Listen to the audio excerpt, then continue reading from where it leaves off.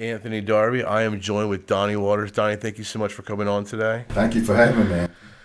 As you guys are going to hear today, Donnie and I have crossed paths now for at least the last 7 years, and have a lot of synergy. And this is someone that I really respect from a thought leader standpoint and just a core value standpoint. I really appreciate you, and I'm really happy to have you on.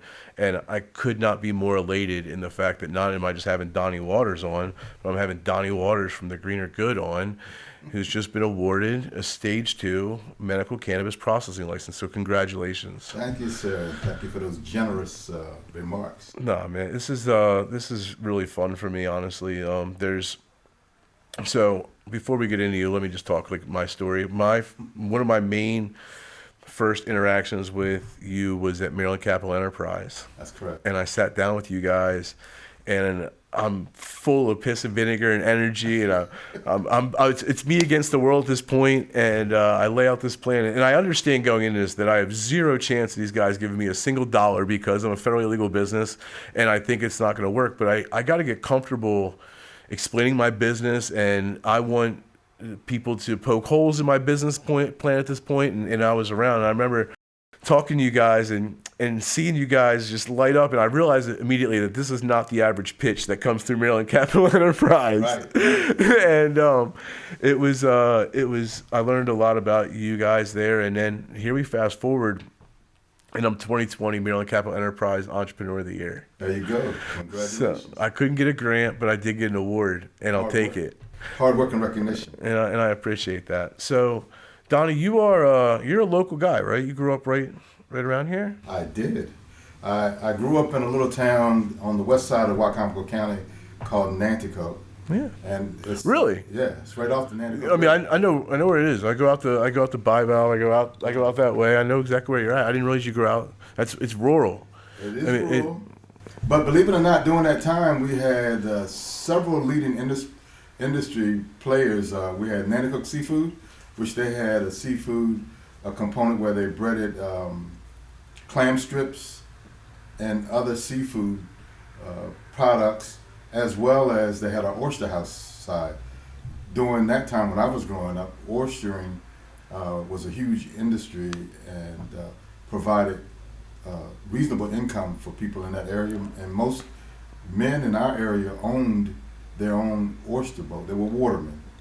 And during the summers, they would paint or farm. And so they were hard working. Oysters, for those at home, you get them in the months that end in R, right? Something like that. Like September, October, November. It's a winter harvest. Right. I learned that in Denton one day. Months with R. Sorry, go ahead. So there was industry there, a lot more than maybe what you see now. Yeah. If you were to visit Nanticoke now, it's not even the shadow of the area or area that it used to be. It was teeming with different generations of people, older, middle-aged, and even younger. And so it was thriving. And there were a lot of kids growing up in my generation. But we felt best, a lot of people felt best to go to the city to pursue a career and employment and better opportunities there than were here, because they didn't want to work at Nanticoke Seafood. They didn't want to become an oysterman or waterman, and they did not want to work in the chicken processing plants, and they certainly weren't interested any longer in harvesting farm products. So most people in my generation left here, got the education, and went to the city, and that's where they remained. So what high school did you go to? I graduated from the infamous James M. Bennett. So that had to be about a half-hour ride to school every day, right? At least. At least. Yeah, because you got all those kids along the way that you got to stop at their house. Yeah, it's a half hour from the way I drive. Yeah. So I can imagine for a bus is probably... You're doing over 50. Oh no! Sheriff Lewis is listening. I am never speeding. I am on the ball. So you go to James M. Bennett, yes. which is so you're Is it like coming to the city? Is like Salisbury considered like the city as well? Or when you say city, do you mean more like the Baltimore, Washington area? Yeah, when you say the city, because now remember, many people left our area and went to D.C., Baltimore, New York, Philadelphia, and so forth. So those areas were cities. Salisbury was more like, even though it says the city of Salisbury, A town. Yeah, it wasn't like you were blown away or amazed. But that's where we had to come to do most of our grocery shopping, also for our education. And so for those services, yes. And even the hospital. What was high school like for you? For me, Yeah, you personally. I can say Like what kind of student were you? Did you play sports? Like what were you like in high school? I believe I was a real good student. And as a matter of fact, I loved school. I loved going to school because it was a time for us to socially mingle. But I also liked the interaction with the instructors, and I was a very curious student. And early on, I would say when I was at Hebron, intermediate, we used to go to the library. We had library period times, and I used to read a lot. So I read stuff like Aristotle and the philosophers back then in the 5th and 6th grade.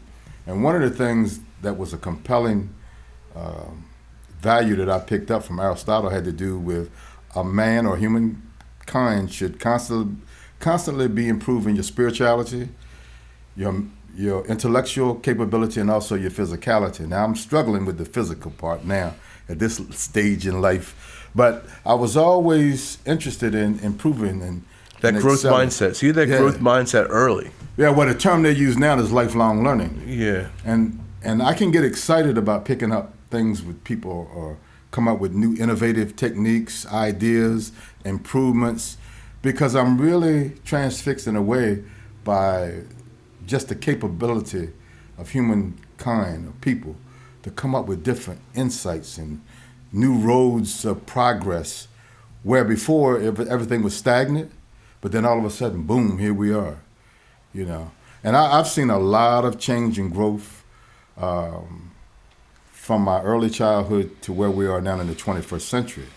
So going through, matriculating through school, at that time it was James M. Bennett Jr. and then James M. Bennett Sr. So James M. Bennett Jr. was 7th, 8th, and 9th grade. And then when you went to senior high, it was 10th, 11th, and 12th. And I enjoyed it. But I will say one of the things that helped me, and I wished I had adopted it even more, by the time I went over to Bennett Senior, I had excelled playing basketball, and I was looked upon as being an up-and-coming basketball phenom. Because I was scoring 20-some points. I was averaging 20-some points a game in the 9th grade. But that's the 9th grade. Yeah.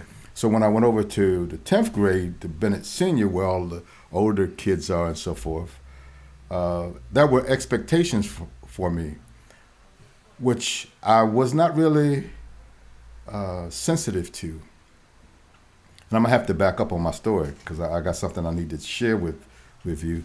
But when I got over to Bennett Senior in the 10th grade, the principal at the time was named Randolph Alton. And he was a very distinguished, very professional African-American male. And he was the principal of James M. Bennett High School. Now, for this area, That was unique. pretty progressive, right? That's right. Because James M. Bennett at that time was integrated. And Wycomico County has had a history or legacy of challenge in terms of moving forward with that whole piece. Sure. So what he did was, when we arrived over there, he had an assembly for all the 10th graders. And he had all of his teachers, and then after they gave their speeches, as well as the guidance counselors, then he spoke. And I was very impressed because he said to us, your parents have entrusted you to come to us to secure your education. And there's no reason why you can't do well, and we expect you to excel, and we're going to do everything and put everything at your hands and feet to excel.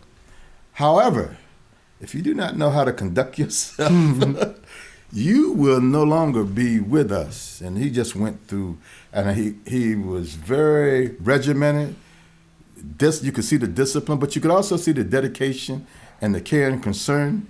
Like a good father, right? Like a good father for everybody. For everybody. Like the greater good of this family is that no one acts out. That's right. So as long as everyone's good, I'm going to do everything I can to help you. But if you're jeopardizing the progress of this, where we're going, there's going to be consequences. So now, think about this. Now, all of us little 10th graders, we're in that assembly, and now we're wide-eyed because he's giving us the what to, right? And so I returned back to class, and my intentions at that time was to go out for the basketball team. So at that time, you had a JV and a varsity. My interest was to play on the JV because all of my buddies, we can play on the JV together and we can do well. Right. So I'm in class and all of a sudden I get a call from over the intercom, and I forget the teacher's name, but she said, "Do you have Donnie Waters in your class?" She said, "Yes." And so the secretary said, Mr. Alton wants to talk to him. Could you send him to the principal's office? And so everybody's looking, what did you do? Right. Because during that time, it was not favorable to get in trouble. It was, matter of fact, even among your peers, it was looked down upon for you to get in trouble. So the last thing you want to do is have to go to the principal's office. Yeah, it's not a good call. Nah. Well, some people seem to embrace that stuff now, but during our time, it was not a favorable thing. No, I was like, there was no corporal punishment, but it was in the hindsight of all of our minds. Right. We knew that these teachers used to be able to whoop ass, and so we were pretty good. But how about when you go home? Well, that was for me, it was having a coach that was close by. Okay. And that was what always kept me in check, was because the last thing that I ever wanted to see was my teacher talking to my coach and point to me and know that my practice was not going to require equipment today because I was going to be running and push up in and being punished because I couldn't act right in class. Absolutely. And I'm sure as hell not going to be an embarrassment to the lacrosse team or my coach, because my coach has got things going on. And the last thing he needs to do is be stopped by a teacher telling him about a problem that she's having in class. Absolutely. With one of his students. Absolutely. So I understand that, and although I was no saint for any of these teachers that are listening to go rolling their eyes, I was. None of us were saints. It was funny, I was a BC student. My whole time, I was bored a lot in class. I have ADD, and if I was on a topic that didn't interest me, it was tough to keep my attention. Mm-hmm. But even when I got a C, I would always get the same two comments underneath all the letter grades. It would always say, student demonstrates strong leadership skills, student excessively talks in class, out of turn. That's probably because you were bored. Because I was bored. Right. I've always been social, and I've always kind of had that leadership quality piece to me. So so this principal makes a huge impact on you. Now he's calling you down. Right. Now you're into the office. And what's going on? Well, I had never met him one-on-one personally. So he called, I have to go to the office, and the secretary says, "Are you Donnie?" I said, "Yes." She says, "Have a seat right here." So the way the office is situated, there's a long bench. And the bench is sitting, there's a huge, tall glass, and everybody that walks by can see you sitting in there. So you're like a fishbowl. That's right. And everybody, what's Donnie doing there? Yeah. And you feel like, Some type of way. very uncomfortable. I don't care how brash or bold you think you are, you get in those situations at that age, you're like, man, what in the world? Yeah. Because the other part of it is, man, I don't want to go home and somebody tell my grandparents or whatever that, I was in trouble. That's a no-no. Yeah. So when he's ready for me, because he has me sit there for about 5 minutes, she says, Mr. Alton will see you now. You just walk past here, first door to your right. And he greets me at the door, shakes my hand, and welcomes me. He said, "Close the door." And I closed the door behind me. He said, "Have a seat." He said, "Do you know why I called you here?" I said, "No, sir, I do not." Most honest answer you ever gave in your entire life. Real soft. And because during that time, it was no corporal punishment, but, there were repercussions if you end up in the principal's office. Yeah. And he said, "I know about what you've accomplished over at Bennett Jr. And the education or educator community is real small and tight-knit. And so people know one another. So he could go all the way back to my elementary school teachers and talk about some of the comments and some of the expectations. And here's what we expect from you. and he just laid it all out. You know, we're looking for you to model good citizenship here at Bennett, and here's what good citizenship is here, because a lot of other kids look towards you. And I had never thought about those things. Had never been pressed upon me that level of intentionality. And that was a cool learning experience. Was it literally just that you were a good ball player and that you had, you know, a good head on your shoulders and it caught his attention? It was all of that. It was the composite. I performed well in school.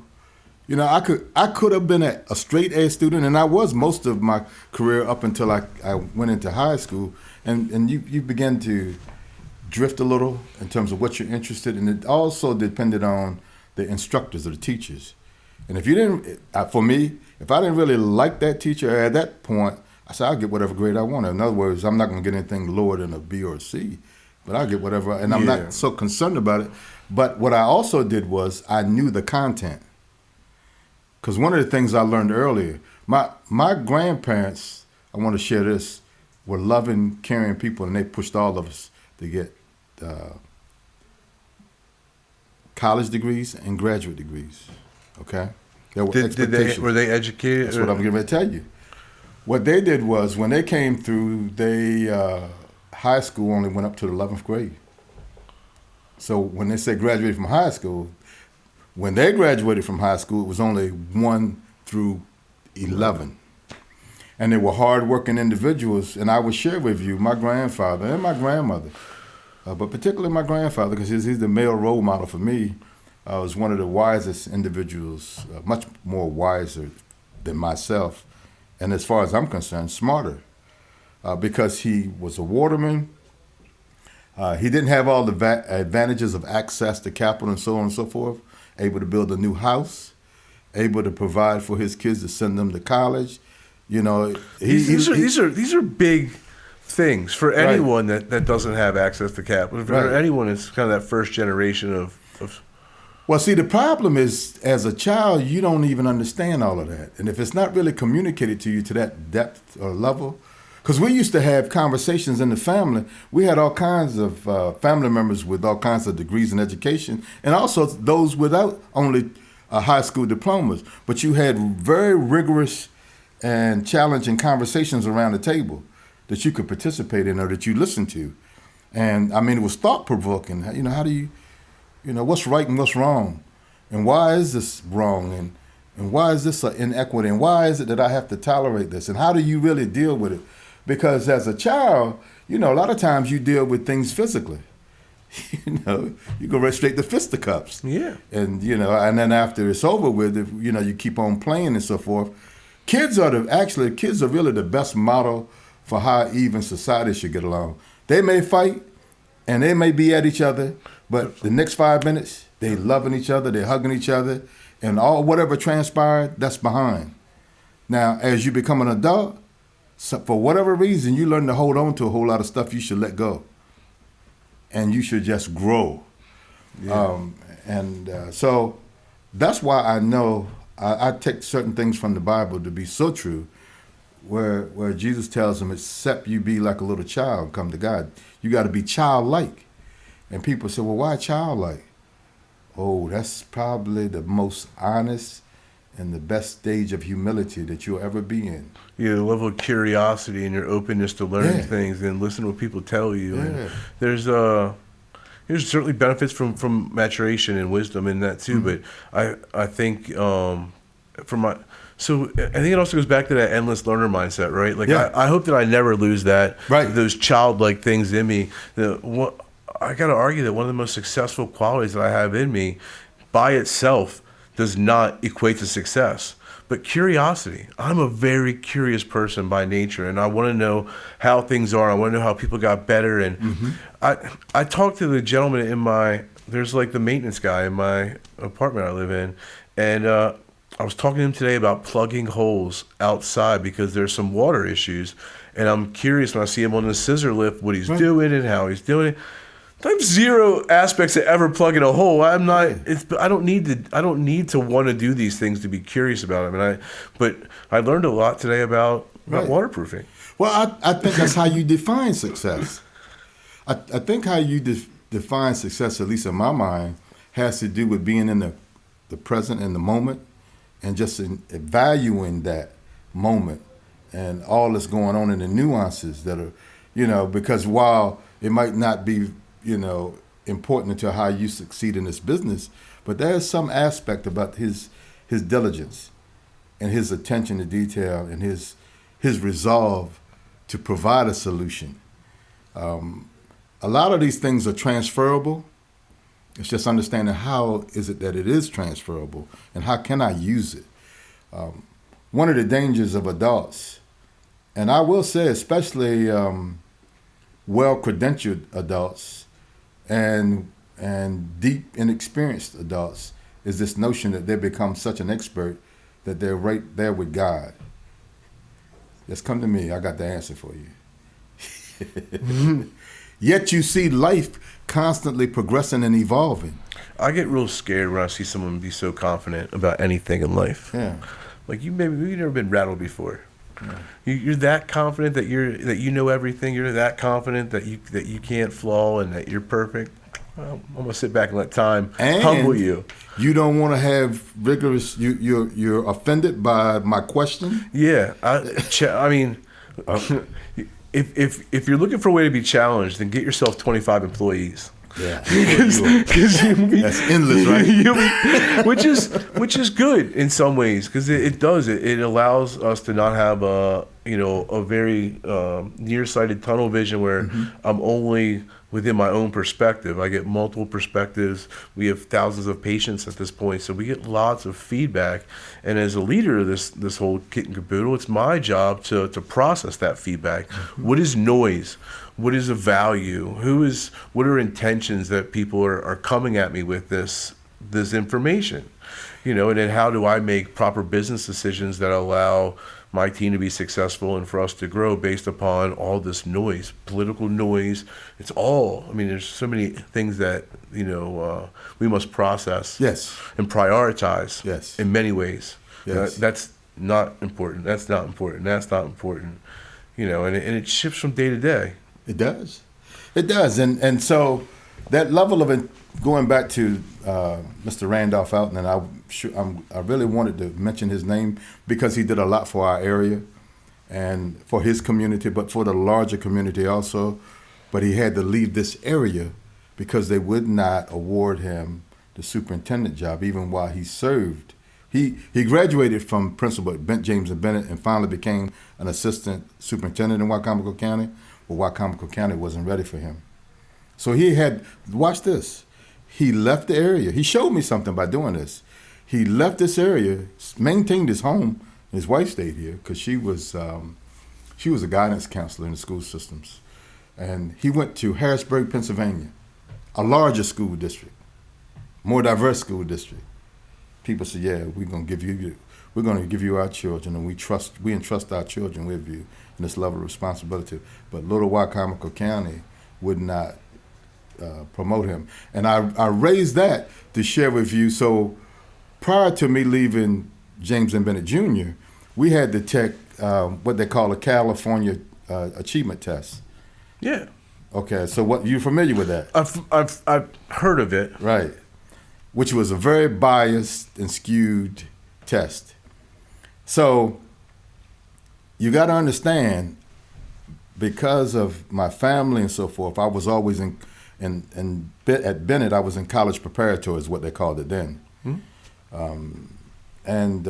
So I took the classes that would prepare me to go on to college, because that was the plan. And I'm in the top of my class, and I'm performing well. Right. So I take the California achievement tests, and then everybody goes back to get the results. So all of the different people I know in the school, because I was very social, white, black, girls, guys, it didn't matter.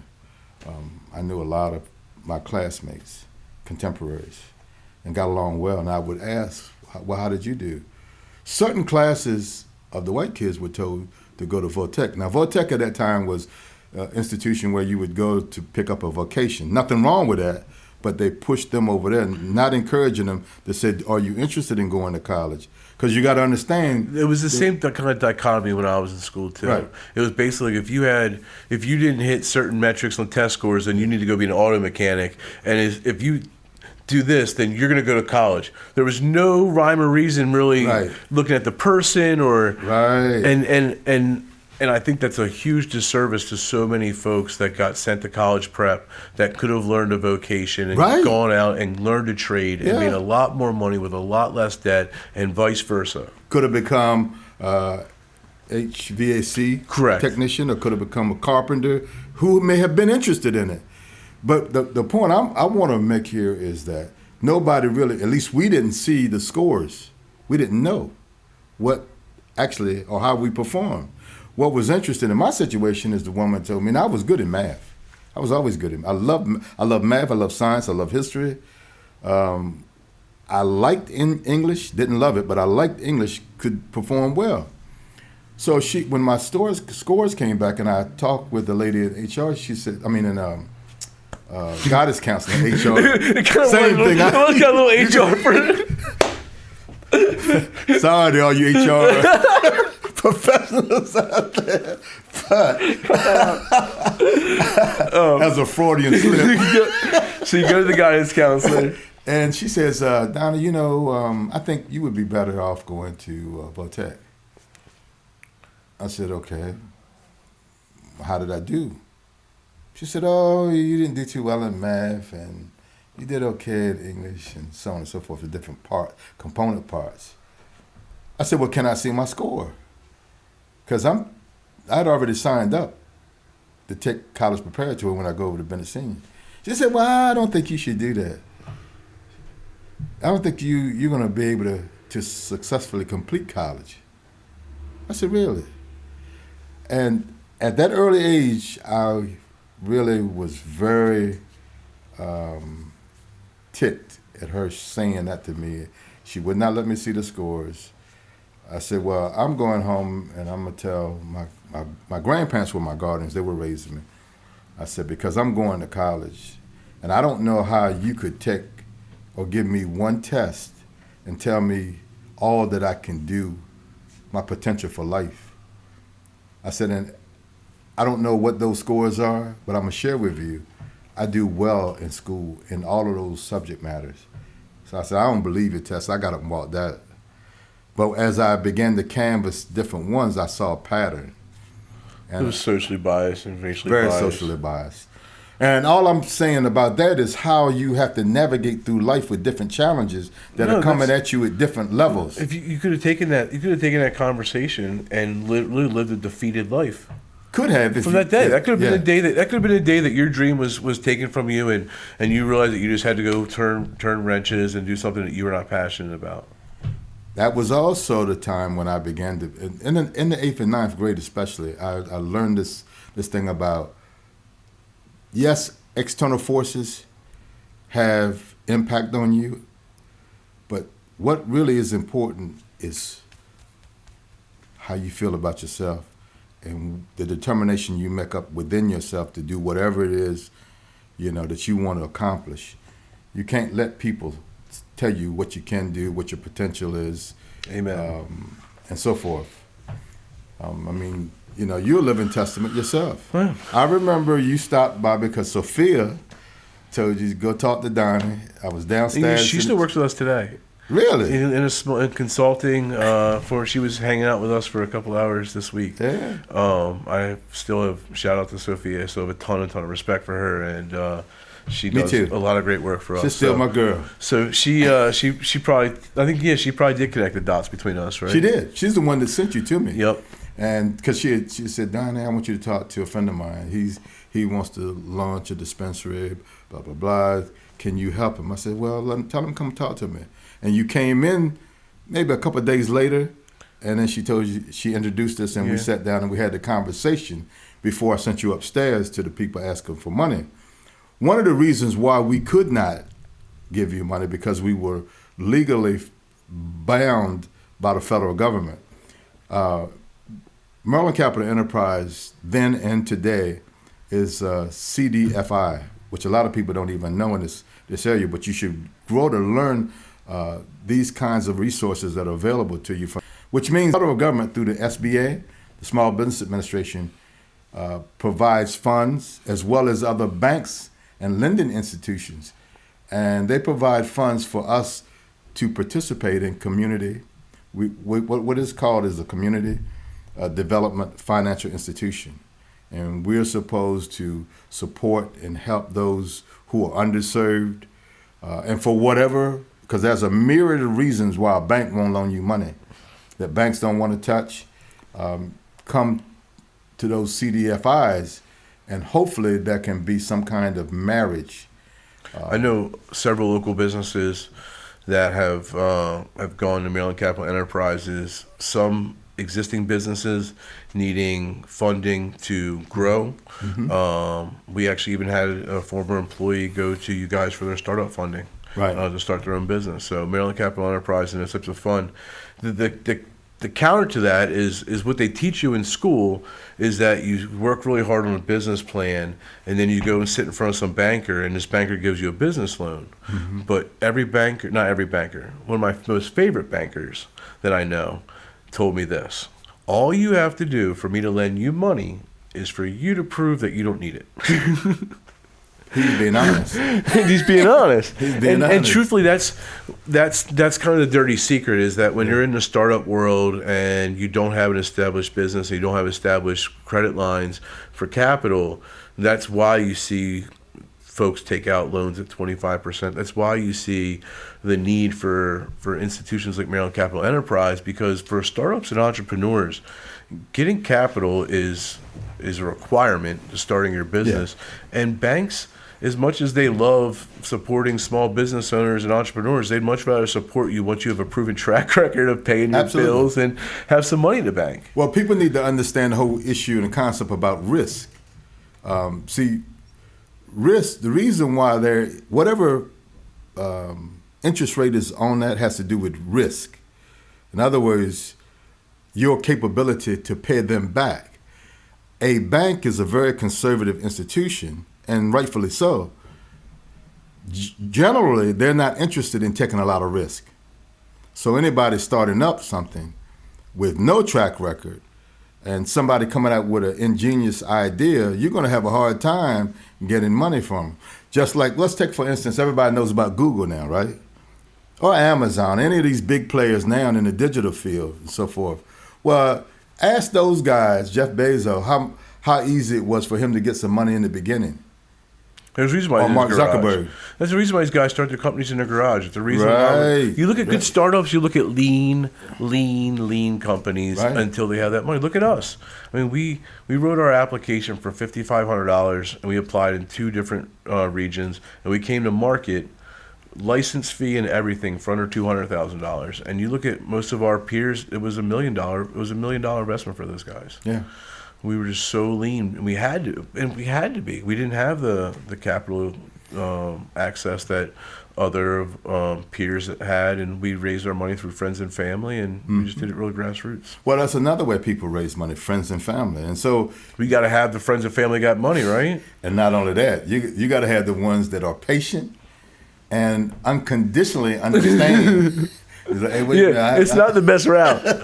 Especially if it gets rough, Hey, wait a minute, man, I'm looking for my $5,000 back. I got Junior here ready to go to college, and I thought you were going to take my $5,000 and hand me $1 million check. Right. What's all this? What's going on? So all of those nuances about navigating that arena, while I as I shared with you in our conversation, I knew we weren't going to be able to give you money because the federal government will not allow us for that kind of venture, which is crazy because even to date, the federal government has marijuana, cannabis, as substance? It's a controlled substance. It's a Schedule 1. Schedule 1, yes. And because it's Schedule 1, the IRS doesn't represent our business being legitimate at all.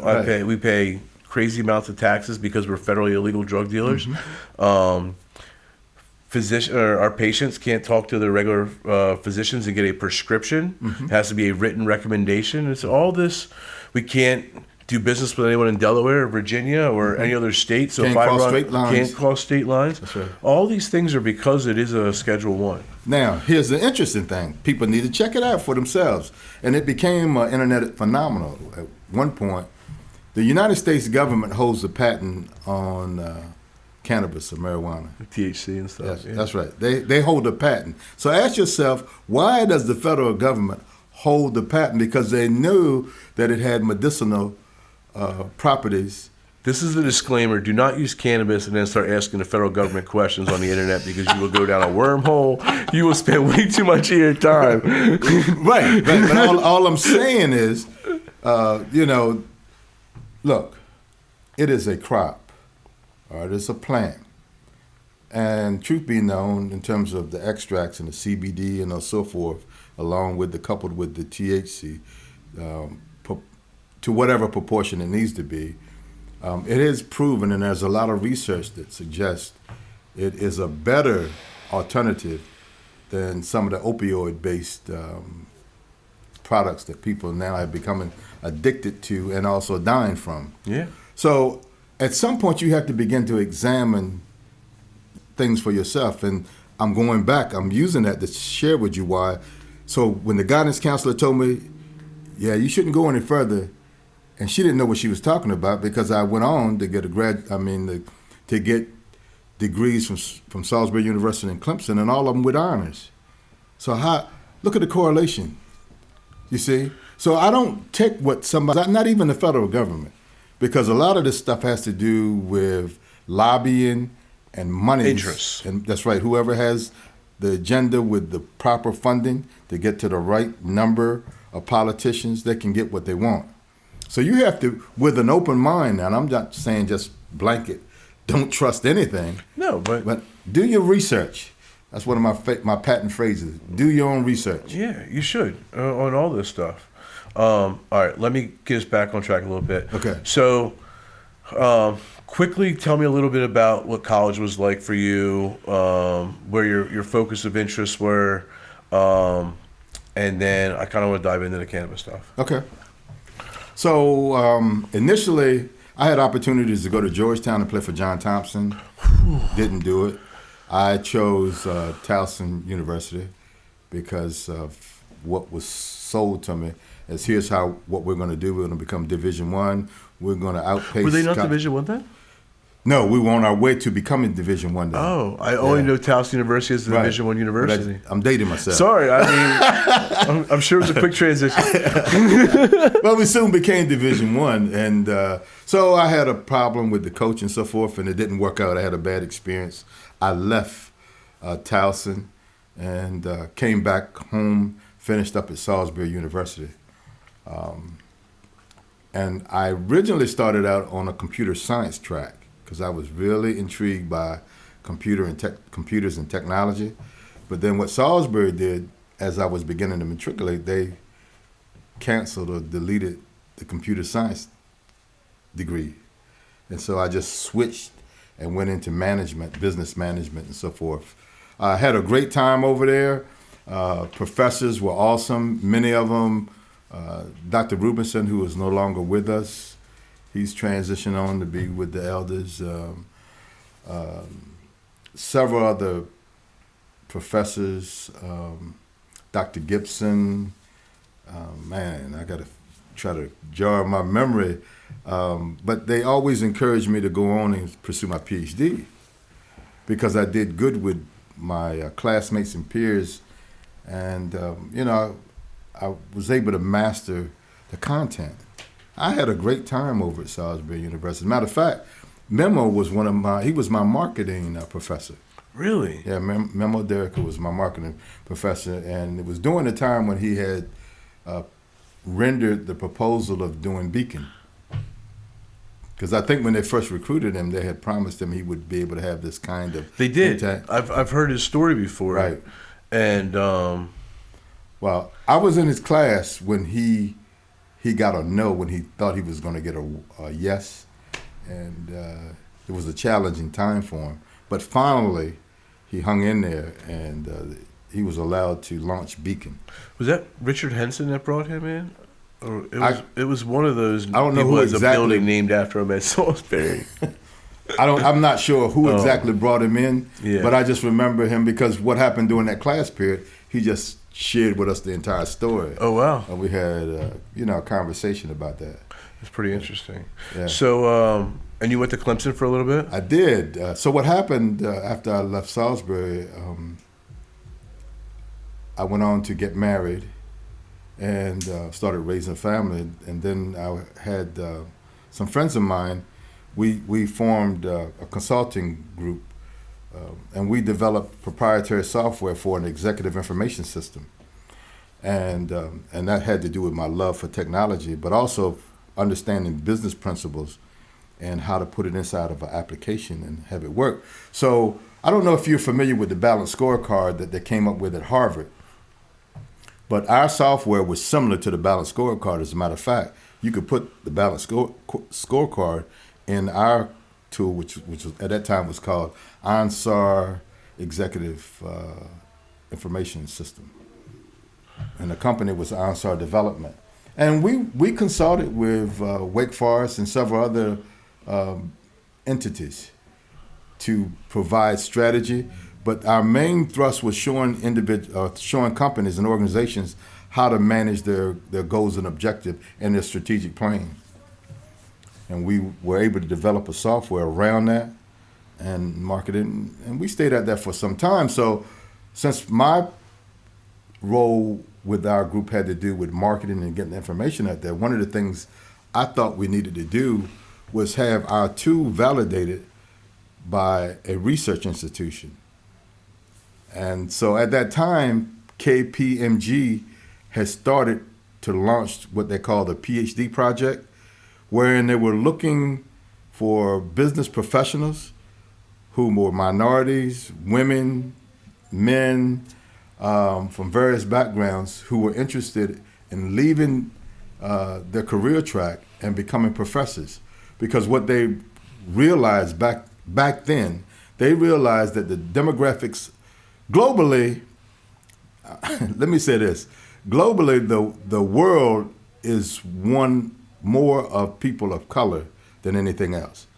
And what they realize is because they're all over the world, they're one of the top 4 largest consulting concerns in the world.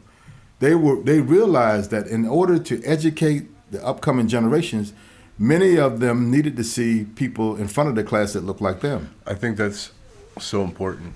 Well, they were one of the great purveyors of getting more PhD minted people of color in underserved communities, from underserved communities than anybody. And so what they would do is they would have they begin to have a huge kind of meeting every year, annually, where they had all of the PhD granting universities in the country. And then you had to apply, fill out an application and apply to participate.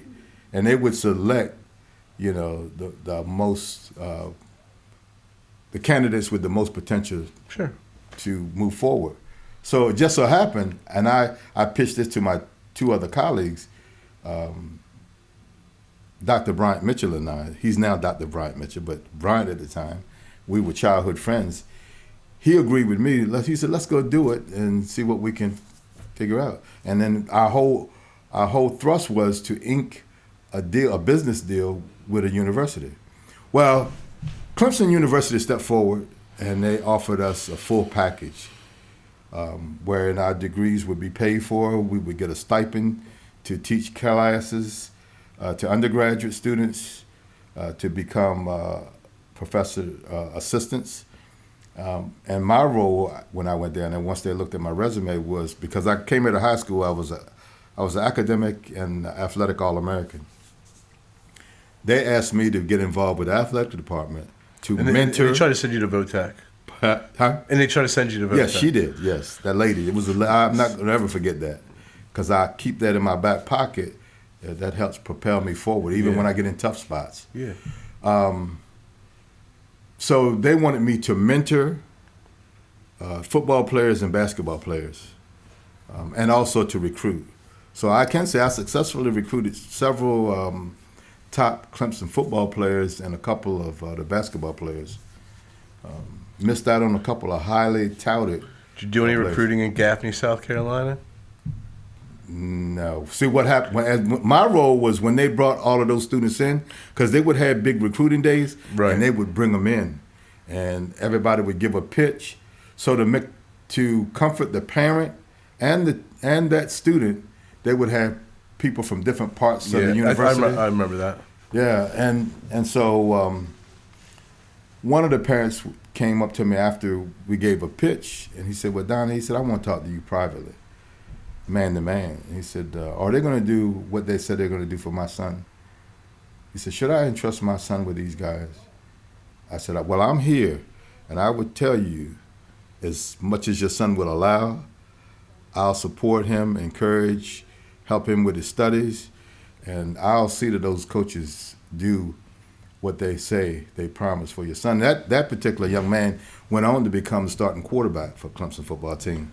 Wow. Yeah. Now that was prior to them winning the national championship, but still, man. And then he went on to play in the NFL for several years till he got injured. That's really phenomenal. Yeah, he had a nice career, but even more than that, he was a nice human being, and he went back and started getting involved in the community and doing things, and so I can look back favorably on that. I've had a chance to watch you serve in a mentorship role. I mean, quite frankly, there's been a lot of times that you've provided me some sage advice, but we got to do the Yay mentorship program together. Oh, man, I love you get that. Teamed up with a young entrepreneur in high school and talk about the child mindset. I mean, in some ways, it's refreshing to hear someone just be so excited about a business idea without having to know all of the hardships of the IRS and taxes and all these things. But we both really enjoyed that. Oh, I loved it. And those kids, they're young adults now, because many of them are finishing up college. Yeah, no, they are. Yeah. They actually are, and it's kind of interesting, when you have a chance to be in that role of mentoring or coaching the high school kids. It's not too much longer till you run into them in a restaurant or a bar, and they have a beer in their hand. You're like, "Little Johnny, like, what are you doing?" Like, "I'm 23 and you're old, and like, leave me alone. I'm trying to hang out with my friends here." That's I coached lacrosse at Y-High, and I coached lacrosse at Salisbury School. Okay. And those guys now are having kids, and like it's just like a whole cycle of watching things grow. And some of those guys are coaching. It's cool to watch kids that you coach and say that they coach in some ways in certain aspects of things that you taught them when you were there. Absolutely. And that's really what is a big driver for me of what I enjoy. That whole circle of life thing is real. Yeah. Material things or possessions are good, and rewards are good, money's good, but I'm gonna tell you something. One of the things that really, it just tingles in my spirit or whatever. I run across a former student, especially from the Yay program, because these kids they were already driven, maybe not as focused, but they had all kinds of great ideas and energy, and so ready to fail, but I want to try, and when they come back and talk about what role you played, however great or small in your mind, it was impactful for them, and how they've taken that, and they're so happy to see you. Call you coach or call you it's like that. It just does my soul and my spirit well, because at the end of the day, I think the rent for us being here and consuming all the stuff that we consume, I think we should give back. Absolutely. And it's giving back to others, not necessarily a situation where I'm going to get something back and consume. So that giver's gain idea, and you're right. I feel and more as I have children, and more as I think about what I'm leaving behind. Yeah. You start getting a shelf life. You start realizing, hey, this is not an eternal thing, and I need to really. I think for me, it's watching people die and then watching what their legacy is and seeing how people can get memorialized by by just being a great high school. Butch Waller, right? Mm-hmm. That guy's a hero. Mm-hmm. A hero. Mm-hmm. He never made $100,000 a year. Probably not. He never did. He had different expectations, and there's people that chase dollars and chase the fancy cars, and they chase, quite frankly, all the bullshit. And they don't focus on raising men if you're a man, which I think is a responsibility. We don't talk a lot about raising men in our society anymore, and I think it's something that needs to be spoke of more, especially when we have more kids growing out without a strong male role model in the family. Then I played football growing up, and I was actually one of 3 white kids on the team, mm-hmm. and it was like the police football team, mm-hmm. and I was in a weird situation because my dad was home and my dad loved me. My dad was great. My dad worked. He just worked. Mm-hmm. And I woke up. He was sleeping or was gone, and then I was in bed before he got home, and I just didn't have that strong presence. And these coaches were the ones that were there to help me learn masculinity and help me learn how to be a man and how to. In a lot of ways, they were that gap. They covered that gap mm-hmm. from when my dad wasn't there when he was working. I think athletics for me is a huge teacher of life. Because what you have, there is an unevenness of talent on any team. It doesn't matter how great that team is or how poorly that team is able to perform. But there's always an imbalance of talent. And what happens is there's a sense of camaraderie. And it doesn't matter that you're a white guy, I'm a black guy, or even that I'm older and you're younger. What matters is what contributions can I make to the group, for the team, and our success. And then I know where your strengths are and weaknesses. You know where mine are. And we began to augment one another and work together. And that level of camaraderie, genuine teamwork, because I'm accepting you. Whatever you bring, right? As long as you bring it, I'm accepting you. And that's why I've always, I recommend athletics, and I encourage it, and I support it all throughout. Because team sports too. Team sports is what I'm talking about. Yeah, team sports. Individual is good. Yeah, it's all wrestling. All stuff is good, but when you're stuck on a field and you're dependent upon one another, other people, and people are dependent upon you, mm-hmm. and you have, to your point, it just mirrors life. There's redundancy. There's things that pop up that unexpectedly. There's someone jacking you in the face, and you're trying to, you got butterflies in your head, and your head's spinning. You're trying to get back up, and people depend upon you. It's just I do believe that it does prepare. It can prepare folks for. It does. It's a very good tool to use.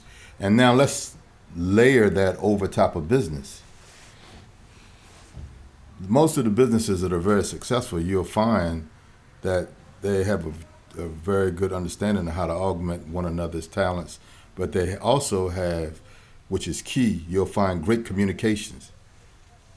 Great communications, you will find you can just do all your research you want, look at the high-performing organizations, look at the high-performing sports teams, professionally and so forth.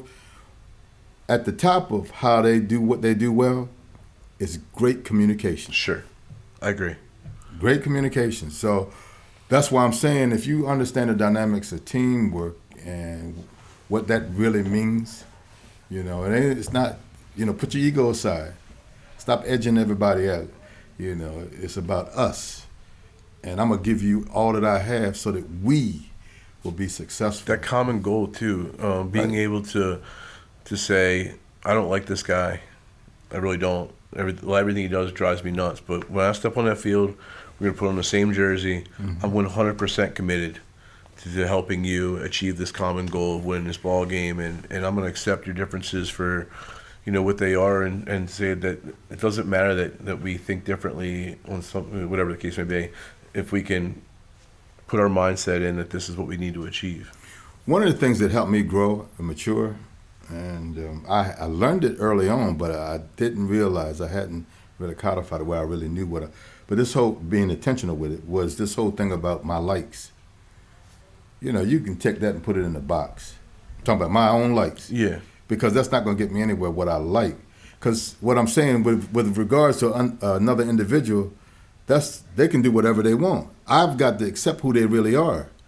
And then I got to navigate to come up with a strategy to go where I want to go, or do what I want to do, or get accomplished what needs to be accomplished, regardless of what they say or think.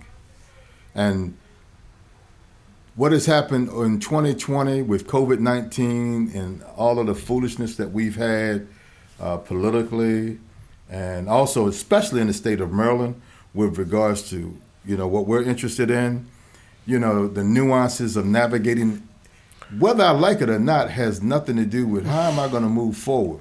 So I don't let likes, because I'm a human being. I got to be real. But you understand that in the grand scheme of things, it doesn't. You're wasting too much energy. Wasting too much time. Back to this, like feeling things, like you're feeling things that you shouldn't be feeling. Yeah. All right, somewhere someone's listening to this podcast going, "This is great," but I want to hear about some cannabis. Now that we're warmed up. No, and because you got it, Brandon. You got to edit through all this stuff, right? It's all. So in 2019 is when they announced the new bill for the applications, yes. The second round of applications. So, yes. Uh-huh. And and it was eerily familiar to some of the I just smile. I smile when Donnie walked in, because I ascertained where I thought he was in the application process, and then I closed my eyes and I tried to put myself where I was in the application process, and all this gray hair right here and all this gray right here is from the stage 2 of the application process, where they ask you literally like everything, high school transcript, just like as much background. It's really in some ways it's the first time for me that I realized that one of the transitions and takeaways is that I am giving up all my privacy. Mm-hmm. Really am. Like, you sign affidavits that say that that you're entering into a federally legal business. You sign affidavits that say that your home can be rated, your business can be rated. You sign away a lot of what people would consider their freedoms to get into a federally legal business that's licensed by a state, and it's heavily regulated. Heavily regulated. As I think people that watch this podcast, they kind of understand that it's heavily regulated, but I don't. It's literally impossible to me explain in words what the application process is like. It's unlike anything that I've ever gone through in my entire life. So they have the application broken into a couple different stages. Stage 1 is where Donnie is passed now and has been approved. So your stage 1 application is basically somewhat of an RFP style response to a state application, where you're going to give them your information and you're going to tell them, hypothetically, at least for us, what we were going to do. Well, more than that, because what happened as they set it up, they had Morgan State University qualify the individuals, or the businesses, I should say. And actually, I might go back. It might be 2018 when that legislation was passed. I mean, this stuff becomes a blur after a while. But anyway, so they came up with this digital format where they're asking for your business plan, but they're restricting you on the degree or level of response you can have. I remember that. Yeah, so they might be asking you about your marketing plan or strategy, right?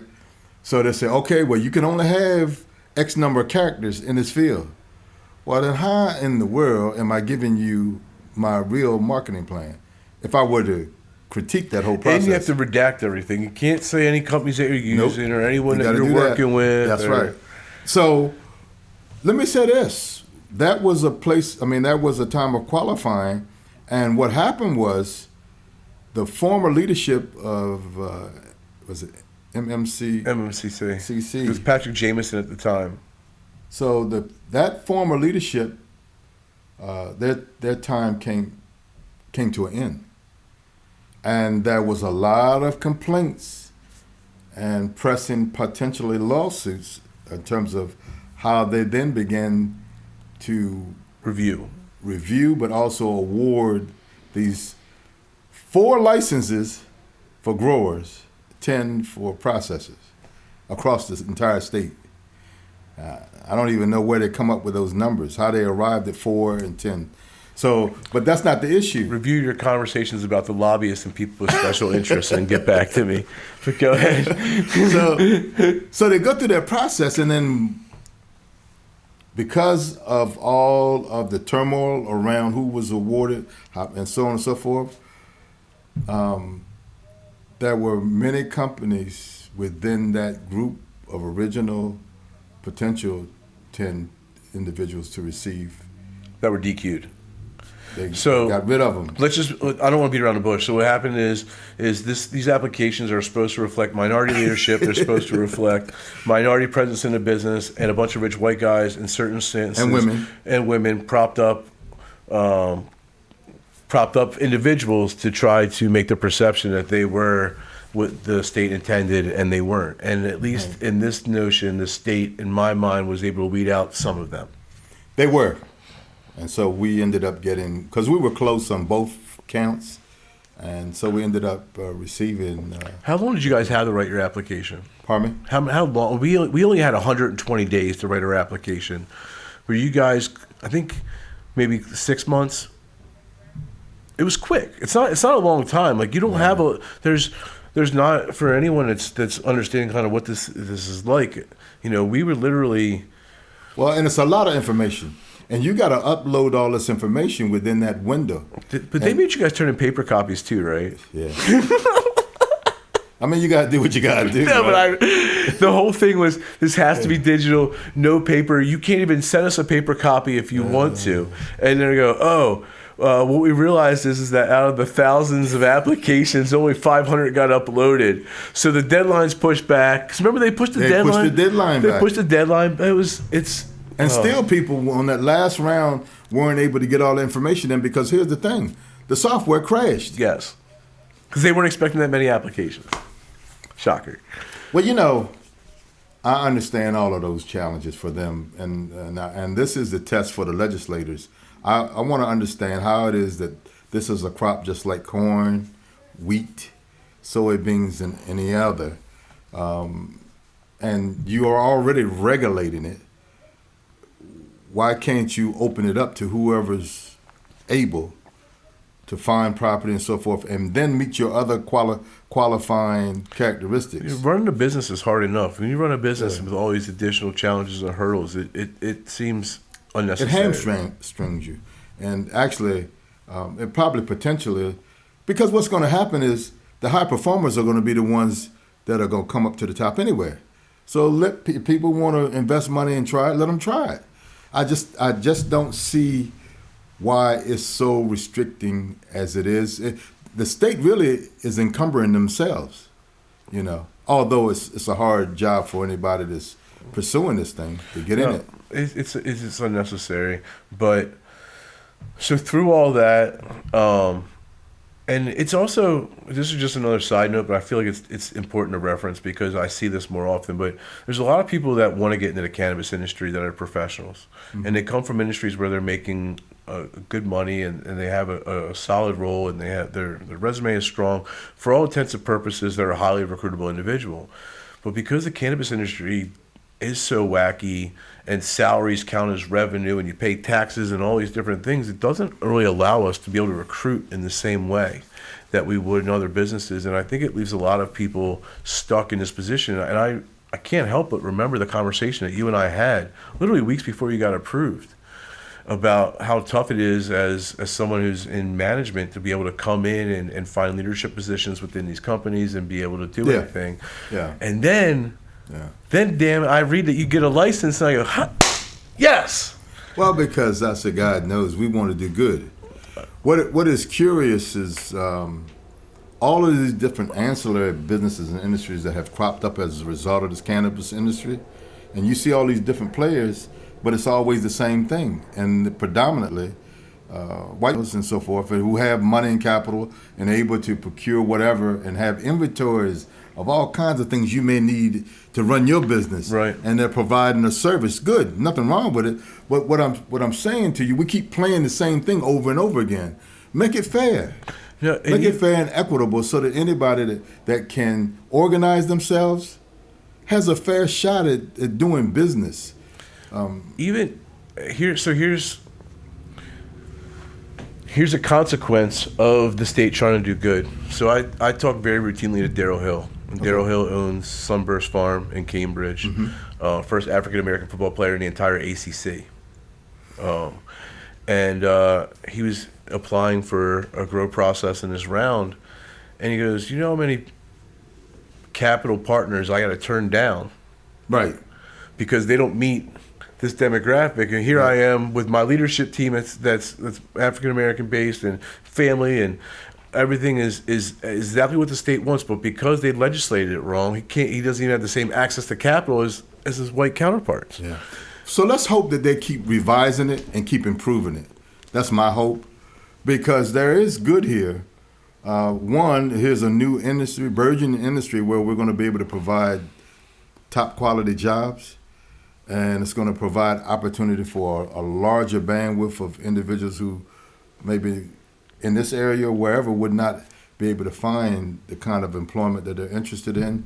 So let's just hope that the legislature, and as a matter of fact, there's supposed to be some legislation coming out this year. There is. So in the COVID bill right now, there's a safe banking bill. And this is the last thing that I'll say about anything that's race related or minority related. But because cannabis industry doesn't have access to even traditional funding, Right. then it makes it harder for all entrepreneurs, especially those minorities that are underfunded, to be able to have access to capital at all.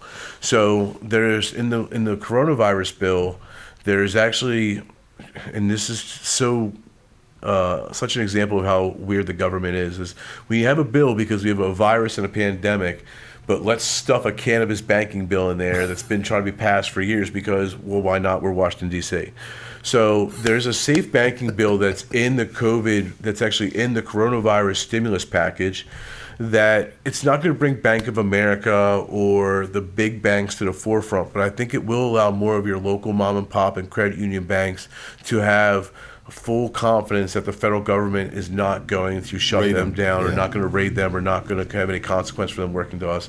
And I think that'll be the first step for some of the normalizing and some of the maturation of that. So you were going in Wicomico County, which I am thrilled for. Yes. I love all things Wicomico County and Me Salisbury. too. I love Wicomico County. And we talked earlier about, I'm so bullish on Wicomico County because it has, as Donnie and I were talking about off camera, all the infrastructure and really all the resources for these towns that you see go from good to great. Yes. And I believe that cannabis will be a huge part of Wicomico County's DNA moving forward, both in hemp, both in what I do, as folks like Donnie are going to come to market and bring high quality processing jobs and manufacturing style jobs to the area. And then I'm bullish that there's going to be an adult use market within 5 years.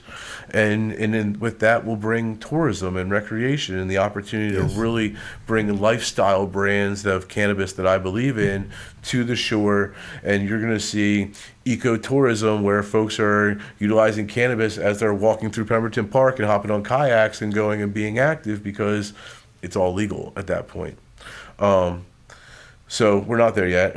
You guys you have a location. You had a location during your application. Yes, we have. It is Wicomico County. How do you have an idea yet of some of the elements that people can expect from your brand? I mean, well, you're talking about in terms of do you have an idea of employee count? Do you have an idea of some of the products or some of the things that you guys are looking to come in a stage 2?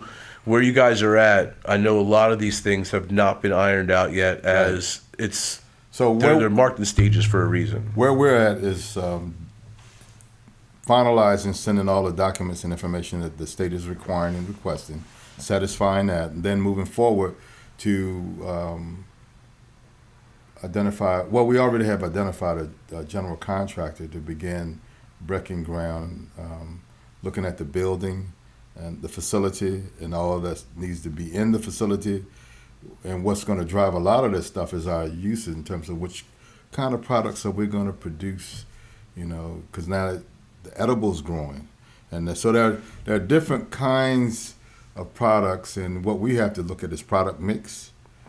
And then also there's going to be an issue in terms of the quality of raw material, flour that we get in, and organizing all of those things in the relationships. So you put yourself in a situation as a processor where you have to have strategic partners if you Right. don't have that cultivation facility. right. It can be Unfortunately, and I don't know the reason why, because we had plenty of space and land. We had land. Why they wouldn't give us the grower and then processing and so forth? Because then we could have everything and we could control it and ensure the quality level and even enhance it such that, premium, whatever premium brand, we can do this with certainty. But these are some of the things, nuances that have to be ironed out. When I took economics in undergrad, one of the things they said is government does not choose winners and losers in industries. But the fact of the matter is, because of regulation in this particular situation, they play a part. Yeah, it weighs heavily. The finger is on the scale real strong. And so it's part of it, and all you can do, and I like what your organizational leadership team does with regards to educating the community and being involved. And then just because it's cannabis, the problem has been that you weren't properly educated on the medicinal aspect of it and the viability of how it can help society. And so what we've done is, what we're talking about doing in this industry is taking something that had been viewed through a narrow scope and broadening that and showing you, here's how we can get good out of this. And let us show you. And the principles are the same regardless of whether you're in this heavily regulated industry or you're processing chickens or corn or wheat or whatever. It's the same thing. You got to put out a good product. You got to be legal, right? Yeah. You got to be disciplined in all these same areas. It's no different. The only thing that's different is a pharmaceutical product, right? Right. Exactly. And so I'm really excited to see, what the next few months have in store for you. I'm thinking we have you back in like 6 months or so. Okay. See where we're at. See where we're at. Yeah. And hopefully we're breaking ground. Yeah. Hopefully we are. Hopefully Yeah. Things are moving in the right direction and things are good. I have the utmost faith that you guys are going to figure it out. But I also very honestly know that you guys are going to have tons of challenges. I mean, if it was that easy, everybody would do it. I think my ability to navigate, to be able to adjust and adapt to everything that's been thrown at me over the last 5 years has allowed us to excel. And if I would have had this narrow mindset of this has to be like this and, I'm not flexible, I would have been dead 4 years ago. I must congratulate you on how well you've navigated all the challenges and how you guys have grown to this site now where you're at. And for me, it is a healthy thing to see someone come into the office, bright-eyed, bushy-tailed with this idea. Give me some money so I can do X, Y, Z. Yeah. And to get pushed back a little bit and say, oh, well, wait a minute now. You might have to try this alternative route. And for you to figure it out and be so successful, and your leadership team and all of your staff and your team and how you've infused quality people. And so that's what I'm saying. This industry is going to reflect the same values that any other industry is. Yeah. Because what we're talking about doing is good for the community, for our families, for the general population. And I must say, with Green or Good, the Brown family is the majority owner. And our leader is, I think she's 85-year-old retired educator. That's awesome. And the whole, Are they local? Well, they're in Virginia. Okay. One of the individuals, Robin, she graduated from University of Maryland Eastern Shore, and both of her children attended University of Eastern Shore, and her daughter, I believe, graduated from University of Maryland Eastern Shore, UMES as we commonly call it. So the two of them are graduates from the University of Maryland Eastern Shore, but the main thrust is to do good in the community, provide high-paying, quality jobs for individuals with opportunity to advance, to just make a difference in the community. Because as you know, our community, when I say our, people that look like me, were ravished by this whole war on drugs that Nixon started. And Absolutely. Not to be too political, but there was an intentionality about how things were done. And even if you go back even earlier before him,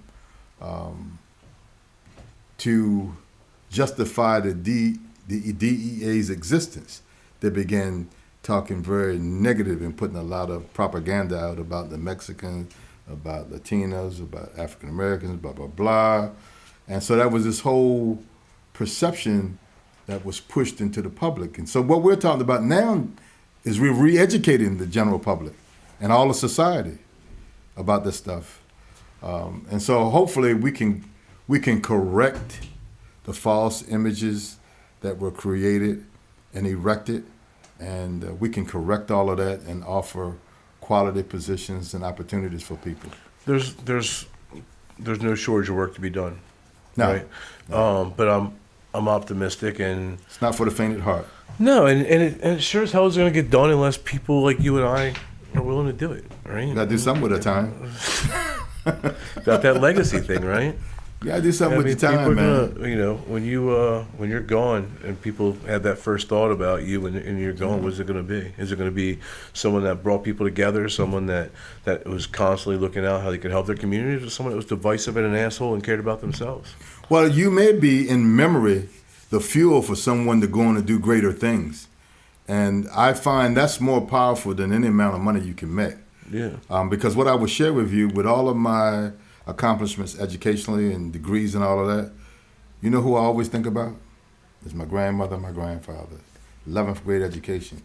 But they did not feel that it was robbery to push and encourage me.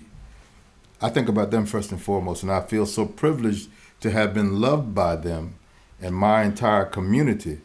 And I shared this with someone not too long ago, but my family, and I'm talking about in the broadest sense, first start with my grandparents and then my mom and my uncles and so forth and cousins, but then there's the community members. My family invested enough love in me to live a lifetime and then to also love somebody else. And to me, that's the legacy, and that's worth saying and remembering. I appreciate you sharing that, man. I would give you a fist bump if we could. Yeah, I'd give you a hug. You know how we do. Yeah, absolutely. Thank you so much, Donnie, for joining us today. I'll see you in a few months. All right, my friend.